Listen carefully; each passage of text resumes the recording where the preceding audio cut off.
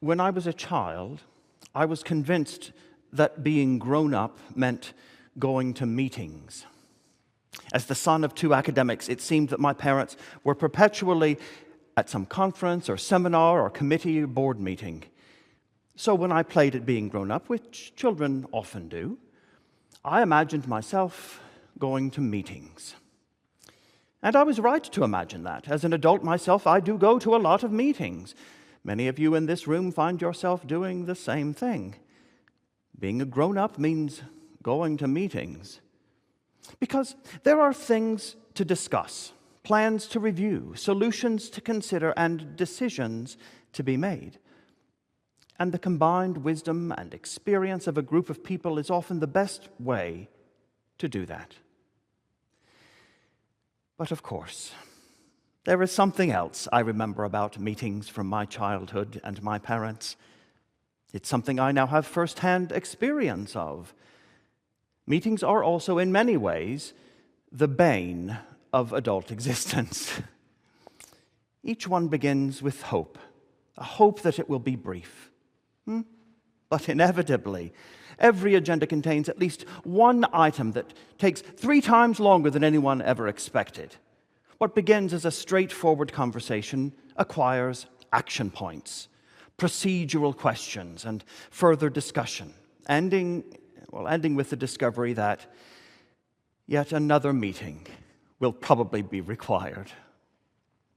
No wonder as a child I thought that all adults did was go to meetings. In today's gospel, we find Jesus engaged in the very adult practice of being at a meeting. The topic of discussion: what is it that truly gives life? The conversation follows on from the feeding of the 5,000. The crowd, they want more bread. They want to know how God will provide more bread for them. They want to know what work they must do. And prior to the verses read this evening, there's an enormous amount of discussion, questions, objections, misunderstandings, and arguments. The crowd debates. Even the disciples grumble. Although difficult for many in that room to hear, Jesus gave a teaching at that moment that cut across the discussion. Those who eat my flesh and drink my blood abide in me, and I in them. The issue was no longer what people thought, but what they were going to do.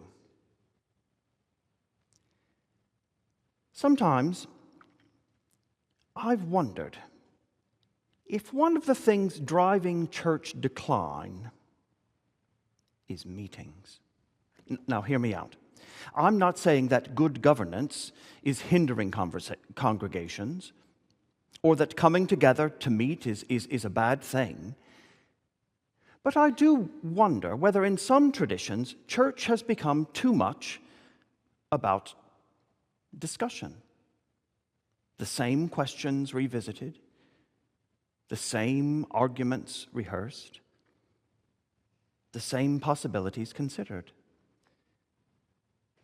It strikes me that when a church becomes a place where people engage primarily in debate, analysis, and investigation, well, it may help them understand things more, but for how long can one live simply trying to comprehend or appreciate who God is? At some point, don't you want to see God? Don't you want to experience God? Don't you want to communicate with the living Lord? I think that's what many people are looking for. And that is what the Eucharist gives us. Not simply more to think about, not simply another conversation, but an encounter with the living God. So on this day, and on every day that the Church offers the Holy Mass, we're invited to a meeting that we can look forward to. The kind of meeting we leave grateful for having attended. The kind of meeting where something gets done.